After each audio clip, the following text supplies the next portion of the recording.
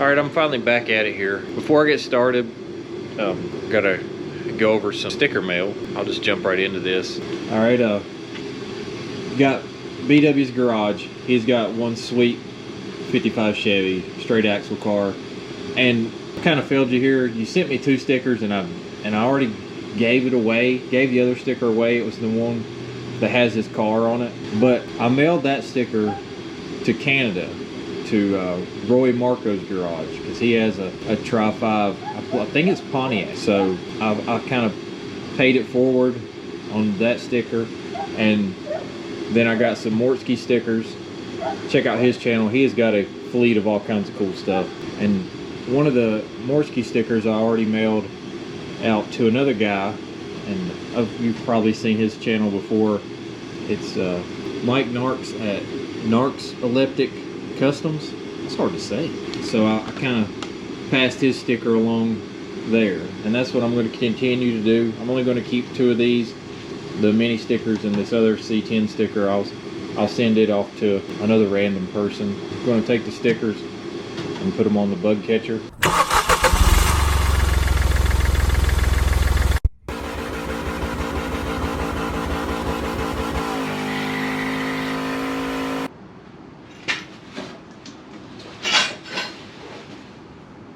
It's me again, Margaret. Welcome back to Left 4 Dead Garage. We got a few parts in and we got a few parts on order. We'll get with it. Got a couple eBay specials here. ICT billet, fuel pump block off plate, so I can finally pull the rag out of the block, or the paper towel. Got a pre-owned Autometer volt gauge. Got a really nice pre-owned, it was really nice, liquid filled Autometer Pro Comp oil pressure gauge, mechanical. I prefer the mechanical. It came in this little pod too. Autometer water temp. I prefer the electric ones over the mechanical. Alright, let's see if we can throw this flywheel in here. I ended up going with the big flywheel because I recently found out a whole lot about GM bell housings. One of those situations where I felt like I knew enough to never have to research that. Well, I was wrong. So, I'm not 100% sure that it'll clear, but I went ahead and bought it anyway. I bought a brand new bell housing. It is a car bell housing because it has the smaller bearing retainer hole from the transmission, but it's also supposed to fit this 14-inch flywheel. So I'll have an 11-inch clutch. The 153 tooth flywheel sounded fun because, 10 pounds lighter, so it would have some revving action. But I'm afraid it would make the car ill to drive.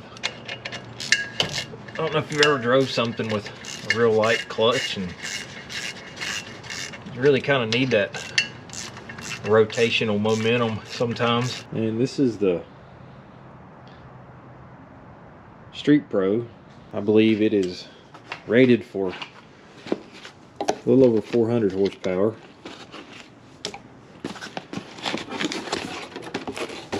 Clutch braking.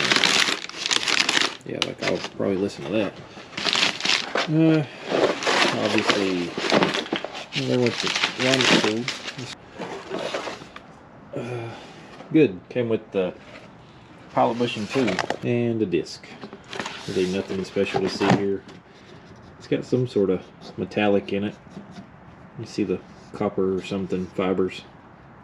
So, yeah. But anyway, as you can figure, tonight we're putting in a clutch. Alright, I went ahead and cleaned this. I used acetone or whatever I had in there. Got a radius on this side, and just like a 45-degree chamfer on this side on that inside diameter.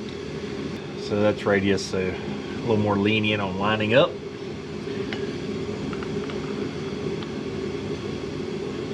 I'm going to take this custom seal driver, or I'm gonna take this custom bushing driver and drive this thing home. Tell when it's in there because you'll get the bounce back.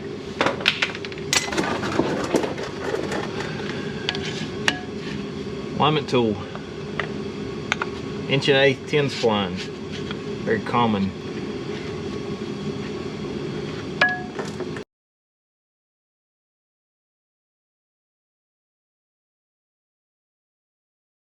All right, clutch, disc, pressure plate, pilot bearing are all where they go. All right, I got one more part that I want to try right quick. All right, after tons of reading about bell housing, got this guy.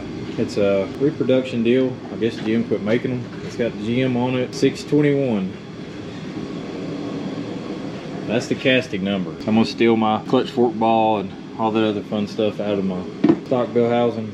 But this bell housing fits 11-inch clutch, 14-inch diameter flywheel, but has, God, I done forgot, but it's 4 5/8 maybe inch bearing retainer die. That's car only.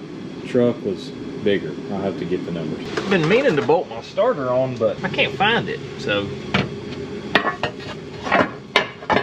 And that will work. I actually have way more room than I'd imagined. So I was so worried about floor room. But cool. I guess the bell housing's so nice we'll have to clean the transmission up. Figure out what trans I'm gonna run. All right, well, let's see if we can struggle and wheeze and get this trans in. Got the cross member pulled. Kind of wish this thing was a little higher in the air, but I think I can get it.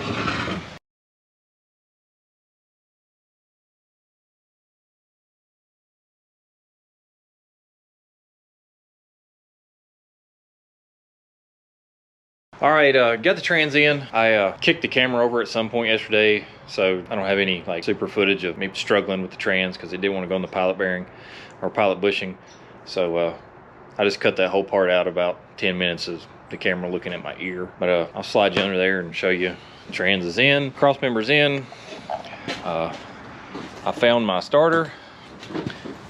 Also found my trans mount that was free from a Turbo 400 that I discovered at LKQ about a year ago. Probably need a light.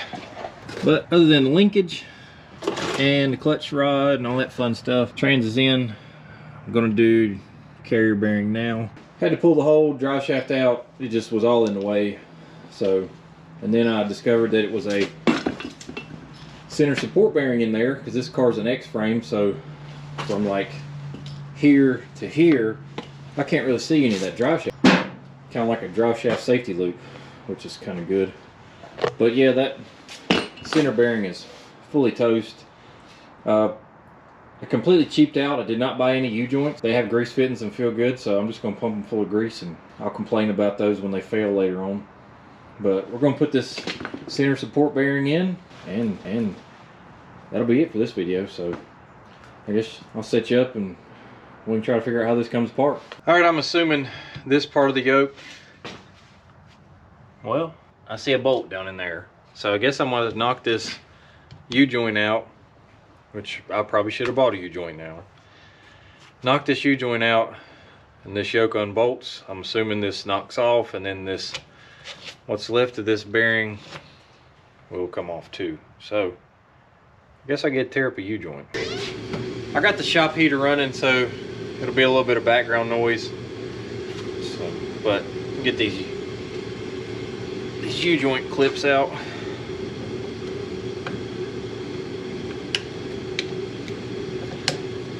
I should have bought a U-joint, at least one.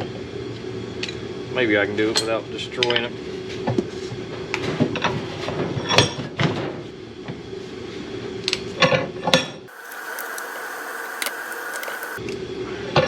Typically I'd use the air hammer, but I don't feel like dragging all that out, so we use the regular hammer. Manual hammer. Best use out of a 10 bolt I ever got was keeping the center pin and using it to drive stuff in and out.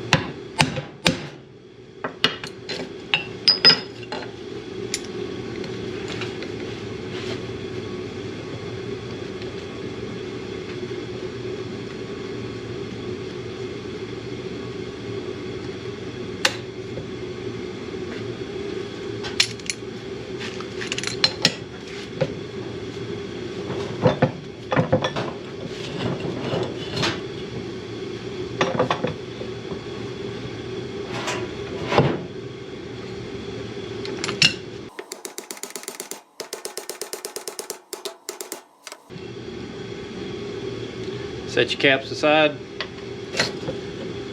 Take the drive shaft. All right, there's a, looks like might be a 3/4 bolt into that. I'm guessing we unbolt that and take it apart.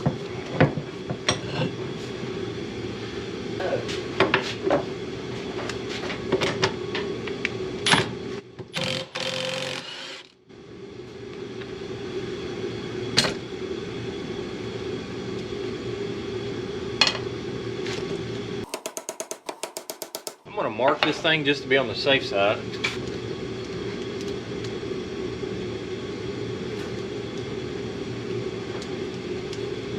That way there's no confusion.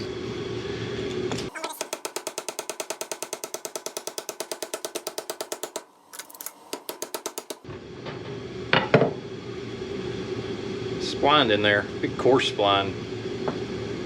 Then this guy. If I can just set that right there.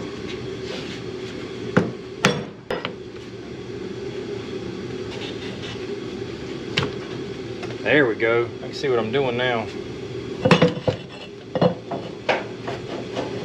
That weld bead is kind of in the way of the diameter of the bearing, so maybe I'll just get something and pull it off. Get a 2-jaw puller on it right here and snatch it that way. I modified this thing for something. I can't remember what. I sawed the ears off of it.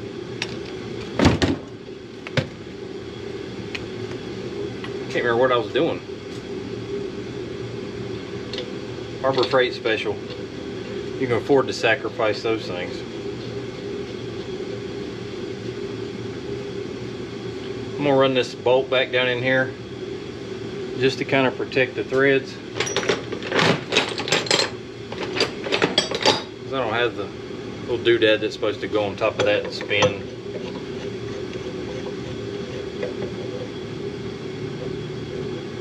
This might work. Might not. Got my standard adjustable, don't get the metric.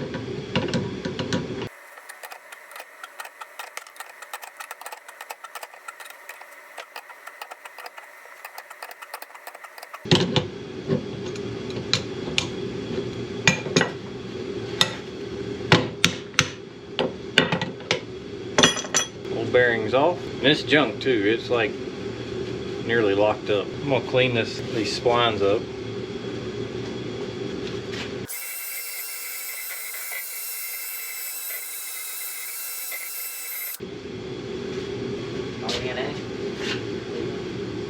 Here's the new one. It's what's left of the. But you know what? Before I mess up,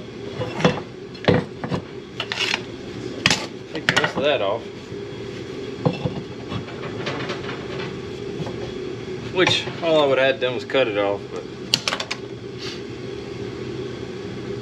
need to find me something to drive this baby on there with. I'll put a little slickum on this.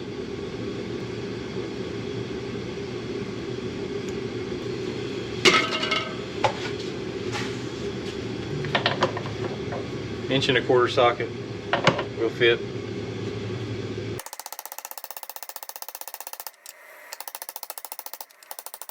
Here it changed tune, so you know it's bottomed out.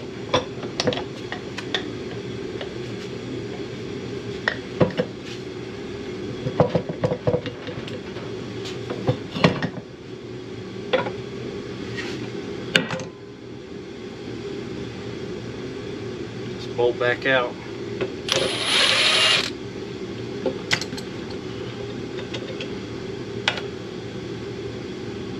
This yoke back on. The shakes will fix it.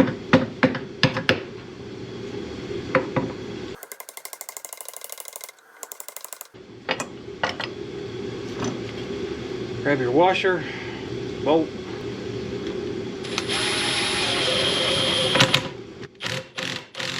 Torque it to spec, whatever that is.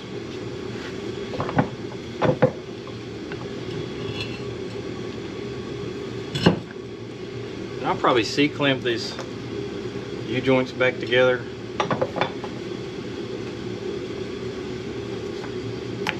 Since it's so aggravating to work with all that jumping around and such.